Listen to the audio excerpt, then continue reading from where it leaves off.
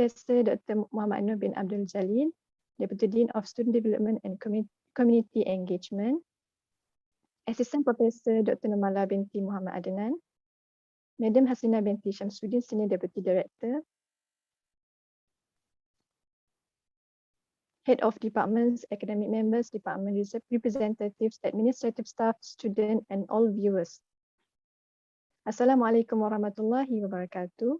My name is Nur Amni binti Muhammad Lutfi, the Secretary General of Islamic Urban Knowledge and Human Sciences Student Society, and also a Master of Ceremony for this pleasant morning. Welcome everyone to the AHAS KRKHS Hadissus Sobah program. Before we start our event for today, the ceremony invites Prof. Dr. Shukran bin Abdul Rahman, Dean of Abdul Hamid Abu Sulaiman Kuliah of Islamic Urban Knowledge and Human Sciences, to deliver his welcoming speech. Please welcome. Bismillahirrahmanirrahim. Alhamdulillahirabbil alamin. Wassalatu wassalamu ala asyrafil anbiya'i wal mursalin wa ala alihi wa sahbihi ajma'in. Thank you, Sister Amni. We have this morning Dr. Normala. Thank you very much, Dr. Normala, for your readiness, willingness to enlighten us with your knowledge here this morning in the Hadissus Sobah slot. We believe that we will learn new knowledge, and we hope the knowledge will inform us on how to improve our provision of higher education to the community of IUM, and inshallah our outside or external community as well. Thank you to Dr. Haslina, Dr. Aini, Dr. Noh, Madam Haslina, and all participants who joined us this morning. And we look forward to having a fruitful learning from Dr. Normala, inshallah. So with that, I thank you again, Sister Amni, for presiding this session. Over back to you. Okay, we graciously thank Prof. Dr. Shukran for his meaningful speech. Respected lecturers, administrative staff, brothers and sisters, before we indulge into today's presentation, allow me to introduce our speaker for today. Dr. Normala binti Muhammad Adnan is an assistant professor from the Department of Political Science.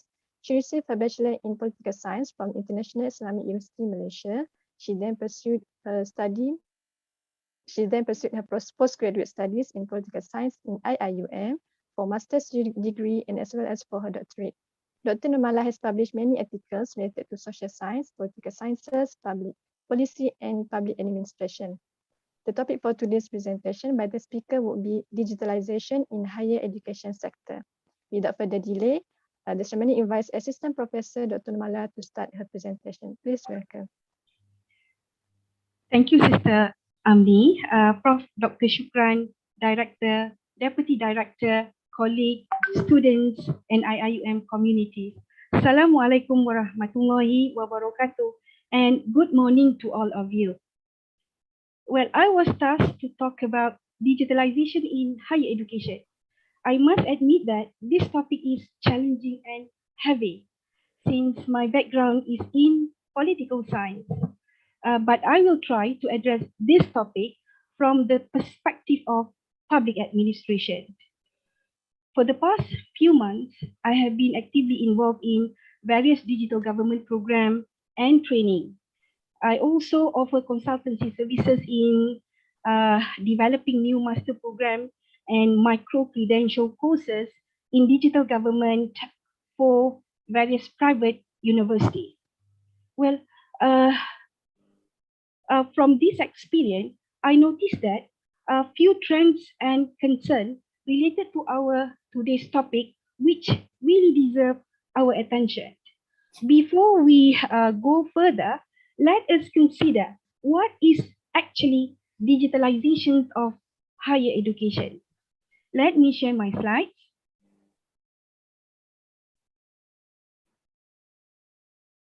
Okay, let me share my slides.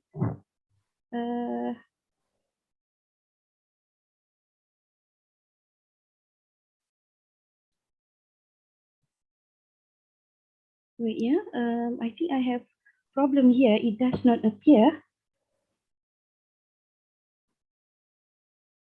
Can you see my slide? Not yet. Not yet. Okay. I think it may take some time. Sorry about that. Okay. Can you see my slide? Yes. Okay. Well, what is, let me change the mode.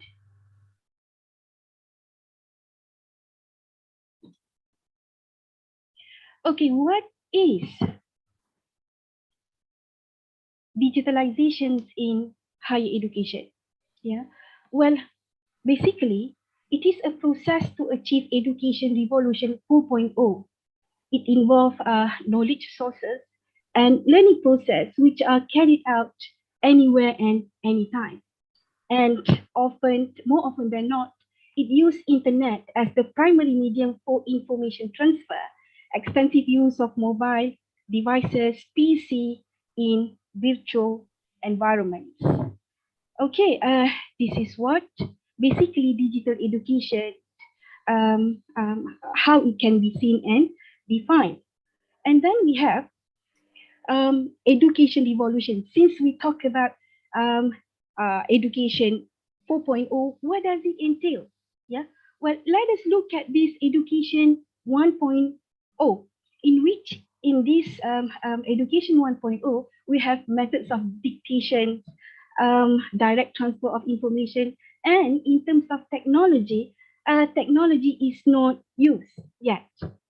In comparison to education 2.0, yes, we have some progress. We begin to open to internet access, but the use of technology is still limited. And then we have 3.0, education 3.0. Well, it is about knowledge producing co-constructivism, in which in here we start to have full access of knowledge, constructions and transmission. Well, what we want to achieve is education 4.0, yeah, where you have innovation producing and online class replacing traditional classroom. In this, technologies is always changing. Learners, students, yeah, become a major source of this evolution. Okay, let me continue with the next slide. For digitalizations of higher education, these are the process. It starts with digitization. Yeah, do not confuse with digitalization. It is the first phase, which is digitalization, changing from analog to physical to digital form. And then we are progressing to digitalization. Yeah, this is where we are. We would like to move into digital transformation. But having said that, what happened is before I talk about punctuation in the equilibrium, let me share a bit about background of digitalization in higher education. Well, my dear colleague, digitalization of Malaysia higher education is not a recent phenomena as claimed by certain scholars. It started with the visions of 2020, yeah, with the slogan "The Way Forward," which inspire and shape our first digital education. And then we have development of multimedia super corridor, Cyberjaya, which is claimed as the intelligent city. Yeah. And later we have smart school, multimedia university, open university, Wawasan University, which focus on cyber or virtual university that do online learning or blended learning. I'm pretty sure many of us still can remember this. Okay, the recent development, however, is heavily influenced by Malaysia Education Blueprint 2015 to 2025. In which in this blueprint, let us look at the blueprint, we have 10 shifts. Yeah, this 10 shift is really crucial because it is believed that these 10 shift can lead us to achieve what we call as digital transformation or education 4.0, especially for the enabler. Yeah, if you can see the enabler here, transform higher education delivery, globalized online learning, global prominence, innovation ecosystem, empowered governance, yeah, and then financial sustainability. All these enabler would be able, yeah, to push us to achieve what we call as digital as education 4.0. But unfortunately, I hope you can see this, yeah. Uh, it is really sad that we have punctuation in the equilibrium of digitalizations in higher education. This is how I project it. Yeah, this is higher education. These are the ordinary force. But then we have these COVID-19, see, COVID-19, uh, which creates the punctuation in the equilibrium of our higher learning education in this point, at this point. And because of this, yeah, because of this, we experience crisis of campus closure, rapid adoption to online learning. I think we have experienced this. What normally being done, but what I want to say here is that what normally being done in 2 years or 3 years, we have to do it in 3 months or so. Well, of course, this lead to a new digital normalcy here, yeah, normalcy here that has wide-ranging implication to not only students but to the staff as well. Uh, a new path. Let's look at this new path post-pandemic. A new path continue to unfold, still continue to unfold. Yeah, as higher education deals with the rolling disruption. These are the rolling disruption of the pandemic, COVID-19. Okay, because of this, we have no choice but to reimagine higher education. Yeah, we have to reimagine our higher education. And in doing this, I have spotted 4 types of future trends that mark the digitalizations of our higher education. Let me bring you to these future trends so that we can consider our position. Where is our position? My dear colleague, these are 4 future trends or scenario of digitalizations of higher education in the post-pandemic.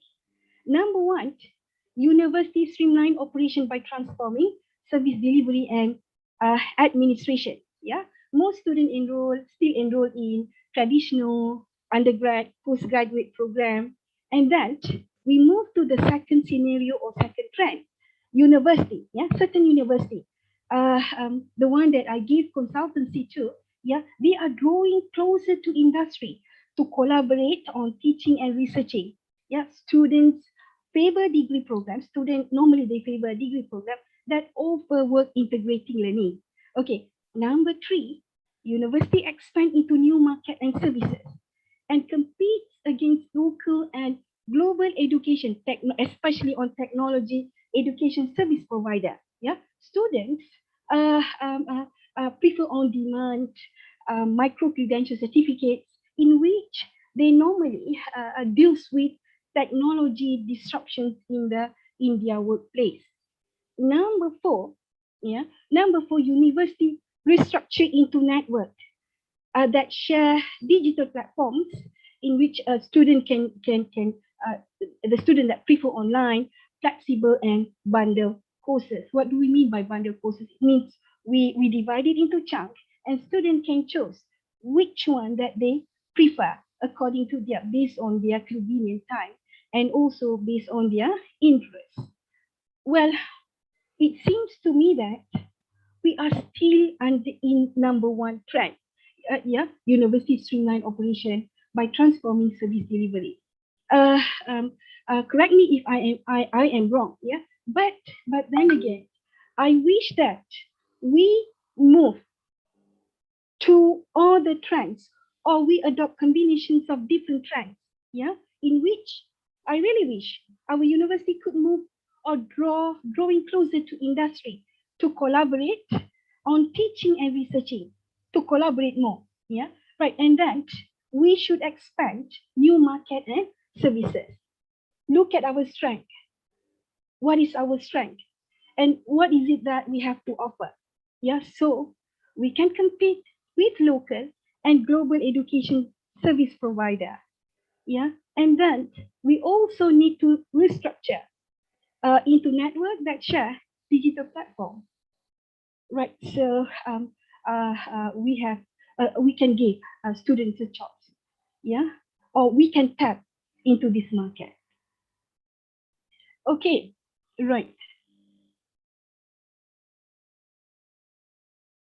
Well, my dear colleague, the way the trends, the four trends that I mentioned, this actually depends heavily on how our university deals with issue and concern that I will share shortly. Yeah, we can't really choose what we like or to integrate different trends, um, while at the same time ignoring this issue and concern. Well, what are these issues and concerns? Well, number one, we can see that penetrations of private sector and consultation company. We have seen that, yeah, digital technology consultation company, they are more or less, uh, how to say this, involved into governance operations and also internal operations of higher learning education. Most of the public and private university, yeah, they allow this penetration to happen. We need to be cautioned in this. Why? Because these private sectors and consultation companies may then influence us in setting the formats of teaching and learning that may go against our visions and missions of the university, or it may not be good to our students. Yeah, that is number one. How do we deal with these issues and concerns? Okay, number two, increasing competition. This is very interesting. Yeah, in terms of increasing competition, we could see that university, public and private university, they feel the pressure to have more micro credential courses, and then to offer ad hoc basic courses, unbundled degree program, yeah, and stream online learning demands, just like Netflix, yeah. That before this we do not feel the pressure, but now the pressure is getting intense. Yeah. So how do we respond to this? How do we respond to this? Okay. This is very, very interesting. Right. Number three, I would like to draw our attention to that public-private partnership. Okay. Well, we could have bad public-private partnership that can be detrimental to our staff and students, yeah, if it is not managed well. Well, for example, on the content, on the service, yeah, we may not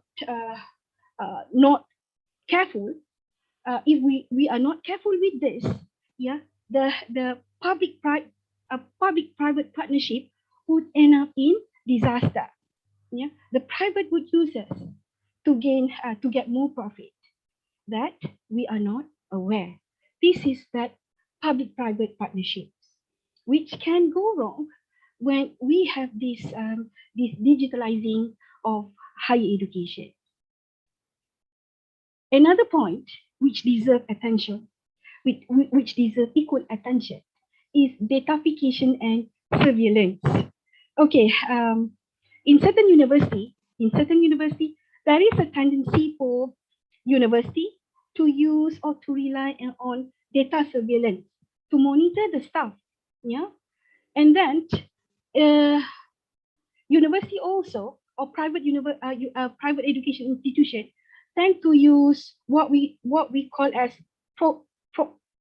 proctoring, yeah, proctoring service that can monitor online exam, that can monitor tests, the way students do their activities, yeah, so on and so forth, in which this has invite serious security concern. Right. That is datafication and surveillance. So how do we deal with this? And number 5, issues of academic freedoms and autonomy. As our courses appears online, most of them end up online, being shared here and there. It has wide audience. Yeah. Well, it leads to the issues, or it may lead to the issues of IP, private ownerships. Yeah. Um, that is on academic freedoms and autonomy. It may affect us. Okay, and then another concern which deserve equal consideration is on increasing inequalities.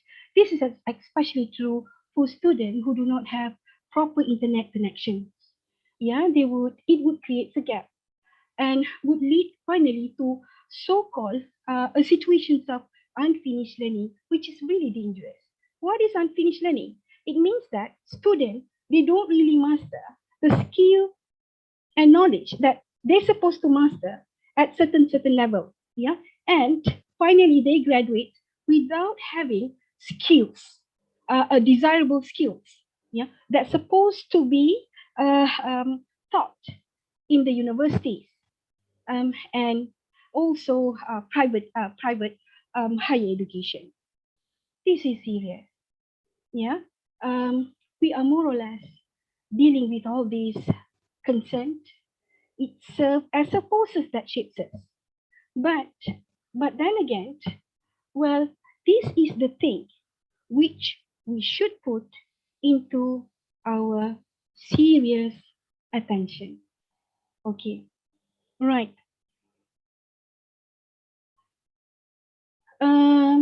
Let me move to the next slide. Well, for the recommendation, yeah, this is very difficult. I do not know whether it it is effective or not. But from what I can see, my recommendation would be, as higher education landscape is increasingly privatized, become digitalized, and then increasingly commercialized and datafied. Yeah, higher education like us, like International Islamic University Malaysia, MOHE, academic staff, students and unions, they should look into alternative way, and that can guide our digital transformation in the post pandemic. Don't follow the mainstream. Don't follow the mainstream. There are many advice from scholars preventing us from applying other practice. We have to look at our internal factors, yeah, and come up with the alternative way that really can guide our own authentic digital transformation, which inshallah will work.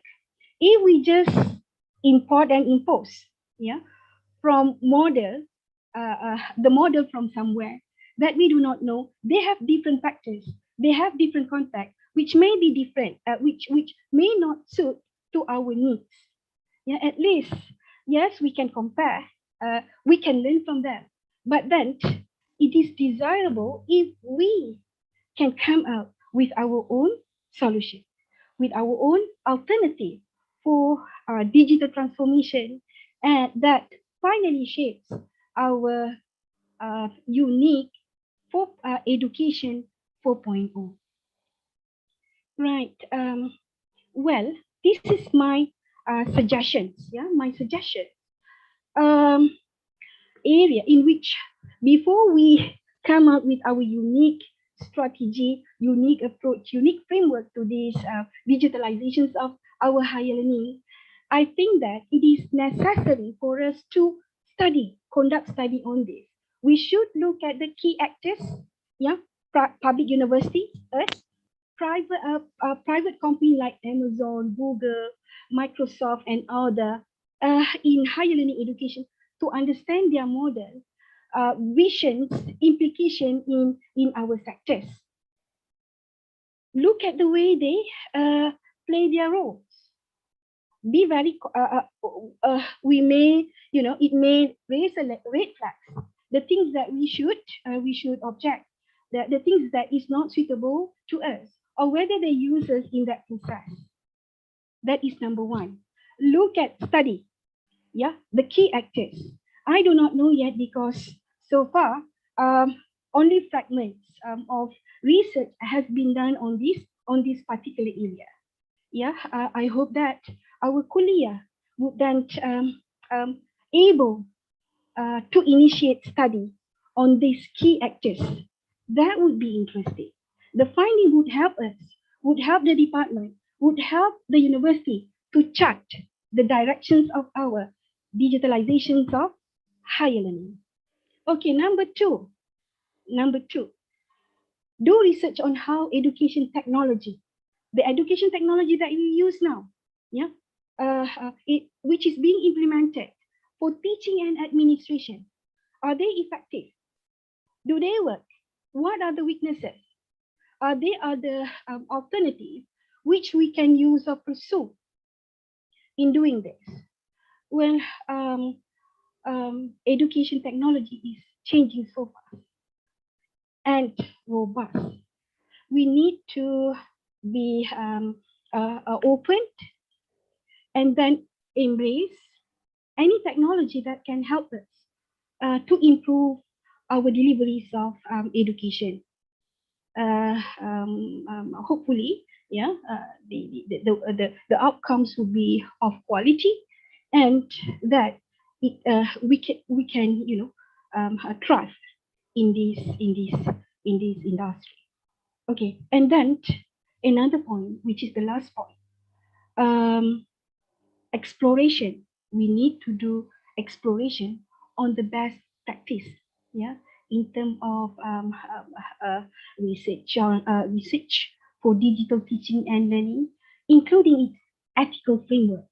This is very important. Yeah, the ethical framework we should use. Yeah, the regulation. What are the regulations so that we become efficient, so that we are aware how things should be done accordingly. Well, these are my 3 suggestions that I really hope Kuliah can consider focusing on researching these particular interesting emerging fields before we decide. This is important so that we make decision based on an informed decision. Well, I think that's all from me. The question is, are we ready? Yeah. So I guess this is my sharing. Yeah. Back to Sister Amni. Thank you.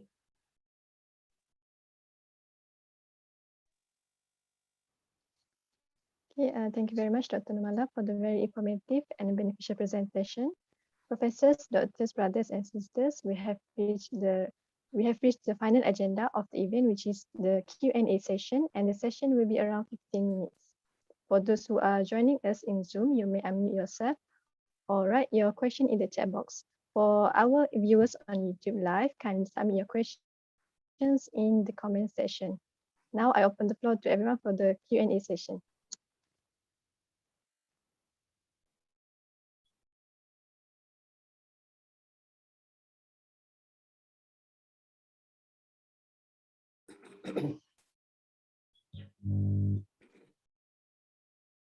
Normala, Assalamualaikum. Waalaikumsalam. Maybe I would like to tap on your questions now on are we ready? Are we ready? I think I have another question actually. On how to make ourselves ready.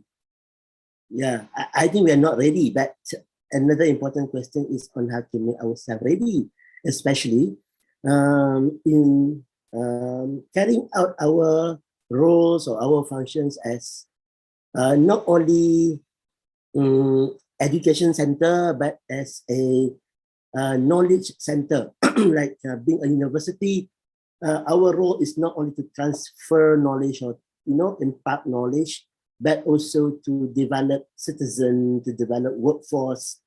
So we are talking about education in totality here, right? So being a higher education institution, we do not only transfer knowledge to our students, but we have to also develop their thinking process. I mean, their akhlaq, being IUMs especially.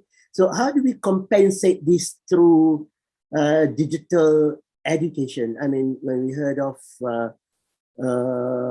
using technology to do learning, to do teaching, is something that we have experienced since last year. And I think it was only a temporary measure while we can get back to normal teaching and learning processes. But going back to what you have said just now, there were so many unfinished learning taking place. And not only that, not only unfinished learning, there were so many things that our students did not learn. And there are so many things that we did not teach as well. So, so to me, digital education is not only a mode, but a system which need to be reimagined and then redeveloped in that sense. Your comment, please. Okay, thank you, Prof. Dr. Shukran. I really agree with your opinion. Are we ready? Yes, we don't feel ready, but we are forced to be ready. I know that it is a difficult challenge, a significant challenge to all of us. If we talk about the whole system, I do not think we can do it alone. We need support system from Ministry of Higher Education to provide us with a framework at least. How do we deal with this? How suppose we chart our trajectory of digitalizing our education? Yet we do not have that. We do not have that from my observation. We do not have yet from MOHE. What MOHE advises is to embrace digitalization and also to deal with new normalcy. But I strongly believe, like you, we require a framework that is on bigger scale. But in terms of our university, I propose in my presentation a unique, our own alternative way of dealing with these digitalizations of education. Yeah, our own unique way. How do we do this? Well, I hope university can spend some resources in developing specific center that can observe the environment, can study the environment, and then follow suit. The best practice, ethical consideration, the regulations, the best mode. Yeah. If the kuliah alone, I doubt that we can achieve lots of success in this context. The best way is to have a center, a special center that deals with this digitalizations of higher education as its mission, so that it can help. It can help kuliah, other kuliah to cope, yeah, with this, with digitalization forces and with digitalization requirements, and to address gaps. Right. Number 3, pertaining to unfinished learning. Yeah, we know that this situation is rampant, not only for primary school, primary school children, secondary schools, and also university students. How do we deal with this? Well, the role can be supplemented by other agencies, by NGOs, and also us through technology. Through technology, perhaps we can offer a micro-credential program. We can offer, like I mentioned before, bundle courses that in which they feel they require based on the needs of job skills or job demand. Okay, I think that is my point of view. But it is undeniable that if we do not respond, we would become victim and be shaped by digital forces in the way that we do not want to, as we provide very critical service to the society and to the nation and to the religion as well. Thank you, Prof. So my take is that we must not be pessimistic, but be proactive, right? So otherwise we'll be left behind, or like you said, we'll be the victim of this digital zeitgeist, I would say.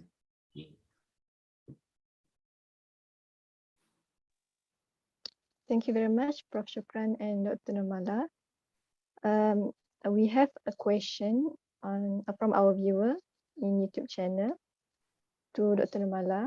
The question is, how can we tap into the immense potential of digitalization of academia in terms of building networks and research?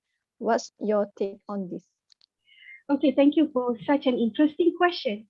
I feel that the most important thing to tap on this area is to make ourselves visible. Academicians in the university, especially our university, needs to make ourselves visible to the outsider.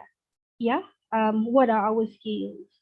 And having said this, we need to learn a new skill, which is related to digitalizations of higher education, a new skill that we do not learn before, and then integrate it with our fields.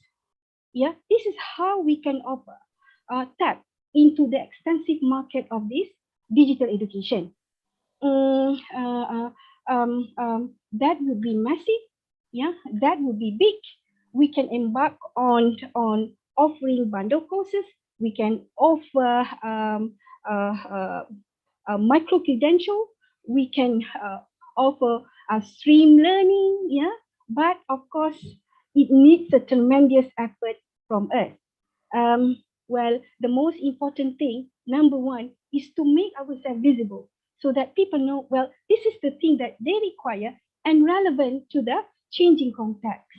That is my response. To tap into the new, interesting digitalizations of higher education and to partner with private sector. But be very careful, do not be their victims or be used by them in the process. Okay, thank you very much, Dr. Normala. Is there any other question?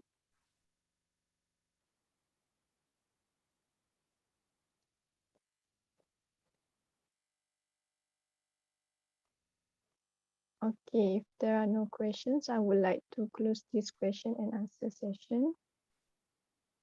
Okay. So thank you everyone for your active participation. We from KRKHS would like to convey our utmost gratitude to Assistant Professor Dr. Normala binti Muhammad Adnan for spending her time with us today to present and share the very beneficial and fruitful topic. As the saying goes, to every beginning there is an ending, and now the ceremony has come to its end. On behalf of the organizing committees, I would like to express our appreciation to all the distinguished guests for making this Hadisus Sobah program a success. Our apologies for any shortcomings that occurred during the event. We hope everyone will stay safe wherever you are. With that, I end my duty as Master of Ceremony for today's ceremony with wabillahi taufiq wal hidayah. Assalamualaikum warahmatullahi wabarakatuh. Thank you, Sister Amni. Assalamualaikum warahmatullahi wabarakatuh. Have a nice day. Thank you, Dr. Normala. Thank you, Dr. Normala. Thank you. Thank you, Dr. Normala. Welcome. Normala. Thank you, Sister Amni. Thank you. Dr. Normala. Thank you, Dr. Normala. Thank you, Dr. Aino. Thank you for listening.